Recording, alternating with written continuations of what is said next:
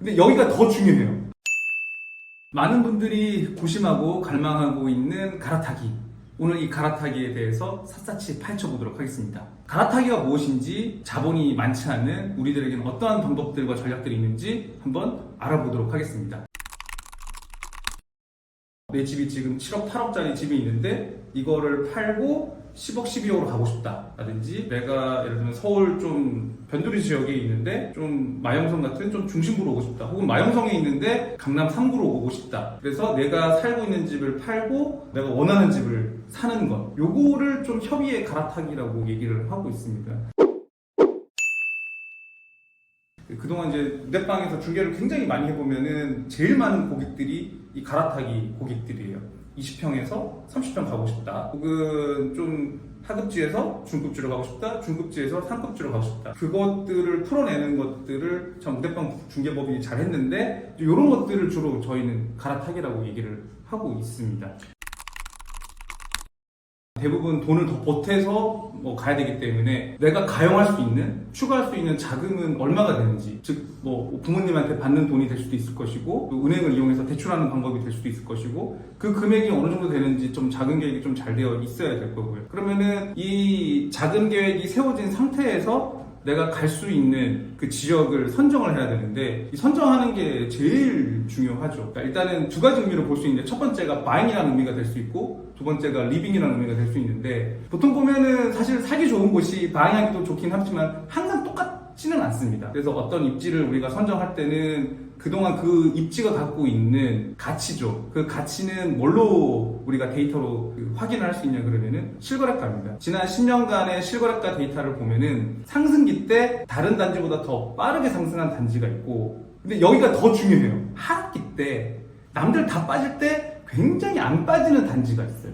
우리는 이 단지를 갈아탈 단지로 눈여겨보는 게 좋습니다. 이거는 어떻게 보면 투자적인 관점이 강한 거예요. 근데 내가 단순히 살겠다, 리빙의 관점에서 본다 그러면은 또 다릅니다. 그런 것들을 여러 가지로 복합적으로 좀 고려해서 어느 지역을 갈지, 그 지역 안에서 어느 또 입지를 가진 단지로 갈지, 이런 것들을 결정하는 것, 이게 굉장히 좀 어렵지만은 잘 세워야 되는 전략 중에 하나인 거죠. 막 갈아타기라는 게 내가 이 집이 있는데 추가로 이 집에 내가 더 사서 이 집을 살아볼까? 이게 아니거든요. 지금 있는 집을 팔고 그 다음 집을 가는 거고, 대한민국의 대부분의 어떻게 보면 30, 40대, 50대들이 이 방법을 통해서 자산 증식을 계속 하고 있는 거고, 이게 어느 순간 뚝딱 갑자기, 그 얘기 나중에 할게요. 네.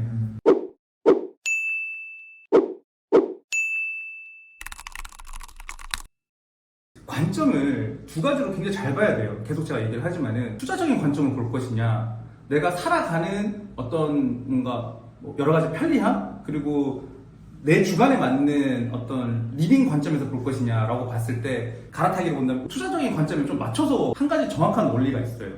내가 좋아하는 주관적인 것보다 이 집을 나중에 팔 때를 고민하는 거예요. 이 집을 나중에 팔 때 많은 사람들이 원할 가능성이 높은 조건을 갖춘 매물들을 더 고르라는 거예요. 예를 들어서 초등학교가 근처에 있잖아요. 초등학교 근처에 있으면 시끄러워. 예를 들어서 나는 밤에 일하는 사람이야, 재택근무를 하는 사람이야, 혹은 주말에 좀 푹 자야 되는 사람, 이런 사람은 사실 초등학교 근처가 안 좋아요. 근데 그건 나의 주관적인 거죠. 주관적인 건데, 대부분의 사람은 초등학교가 옆에 있는 아파트 단지를 훨씬 더 선호합니다. 특히나 20평, 30평대 같은 경우에는 어린 자녀들을 키우는 그런 집들이 대부분이기 때문에, 이런 집들은 초등학교를 길 건너서 가는 것도 되게 싫어해요. 그래서 초등학교가 길을 건너냐 안 건너냐에 따라서도 인력 차이가 난단 말이죠. 근데 결국은 많은 사람들이 초등학교가 가까이 있는 곳, 혹은 학원가가 가까이 있는 곳, 전철역이 가까이 있는 곳을 선호하고 대단지를 선호해요. 결국 내가 팔 때 많은 사람들이 사고 싶어 하는 그런 매물을 골라야 된다. 이게 제일 큰 기준이 됩니다. 근데 여기서 지금 제가 갈아타기 방법에 대해서 아주 일반적으로 지금 얘기를 하고 있잖아요. 사실은 갈아타기도 굉장히 어려운 것 중에 하나고, 중요한 거는 이게 날짜를 맞추는 것과 금액을 맞추는 겁니다. 집주인이 예를 들면은 10억의 매물을 내놨다. 그럼 본인은 결국 10억의 이 집을 팔 텐데, 나도 아까 세 가지의 그 자금을 합쳐서 10억이라는 건 되는 거예요. 근데 돈은 둘 다 맞는데 전체적인 총 금액은 맞는데 이 매도인이 필요로 하는 돈의 시점 그리고 매수인이 지급할 수 있는 그 돈의 시점 이 시점이 안 맞는 경우가 굉장히 많고요. 이거를 잘 맞추는 게 결국 중개에 굉장히 테크닉과 경험이 될 수 있겠죠. 이런 것들을 생각 못하고 덤비는 경우도 되게 많고 이것 때문에 좌절되는 경우도 굉장히 많아요. 중개사로서 굉장히 안타까운 부분이기도 하고 또 하나 굉장히 갈아타는데 중요하게 생각해야 되는 게 뭐냐 그러면은 일단은 내 집을 먼저 팔아야 된다는 겁니다. 내 집을 팔지 않고 새로 이제 갈아타려는 집이 굉장히 마음에서 먼저 사는 순간 중개로도 풀어내기가 굉장히 어려워요. 날짜가 정해져 있기 때문에 내 집을 팔고 넘겨주고 잔금을 받을 그 날짜가 정해져 버리면은 새로운 집의 그 매도인의 날짜랑 맞추기가 굉장히 어렵습니다. 그래서 그 집이 사실은 내가 갈 수 없는 집이 되는 거죠. 또 하나가 내가 새로운 집을 사는 게 아니라 내 집을 팔고 새로운 집을 사기 때문에 이때는 반드시 세금 문제가 발생할 수밖에 없습니다. 그래서 어떻게 하면은 일시적 2주택으로 잘 넘어갈 수 있을지 또 양도세에 관해서는 어떻게 내가 양도세를 면세받을 수 있는지 그런 조건들 뭐 많이 아시는 그 보유랑 그리고 뭐 거주 조건 이렇게 맞추는 것도 굉장히 중요합니다. 그래서 단순히 이사를 가는 게 아니라 집을 팔고 엄청나게 비싸고 큰 재산을 사는 과정이기 때문에 이런 여러 가지 법적인 문제, 대출적인 문제, 그리고 자금 계획, 그리고 매물에 관한 문제, 그리고 단지 입지에 관한 분석 이런 것들이 통합적으로 예술적으로 잘 맞춰져야지 내가 갈아타기를 잘 했다고 볼 수 있는 거죠.